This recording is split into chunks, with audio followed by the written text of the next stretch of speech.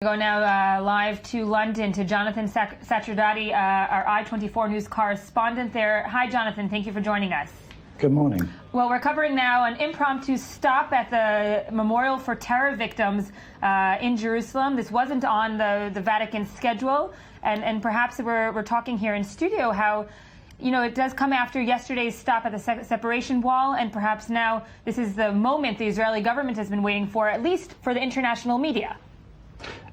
Well, the reaction here in the UK has been interesting. I mean, there's fairly minimal coverage in the mainstream media of this visit. But of course, that image from yesterday of the Pope's apparently impromptu stop at the security barrier to pray has made the front pages of many papers in some countries. And here, where it's tucked away inside, it's still important news that has become an iconic image of his visit. And of course that upset some people, especially with the very unfortunate graffiti referencing the Warsaw Ghetto just next to where the Pope was praying, which was allegedly painted there specially that morning. So that impromptu visit, which seems to have come out of the blue, off the schedule that had been planned for so many months, is now perhaps being redressed with a similar impromptu visit, which perhaps in some ways sets a dangerous precedent in making a moral relevance, moral equivalence between these two things, the victims of terror and then, of course, this security fence, which was put there, in fact, to stop terror attacks. But that is how some would see it here. Of course, the image of the Pope at the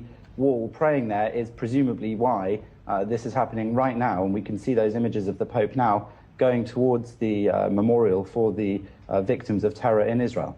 And just a few moments ago, the Pope Francis, flanked by either side by the President Shimon Peres and the Prime Minister Benjamin Netanyahu, laid a wreath on the grave of Theodor Herzl, something that was, of course, planned, but was also seen as unprecedented, of course, of previous Vatican delegations, and the shocking significance of it all, of him recognizing Zionism 110 years after Theodor Herzl was denied.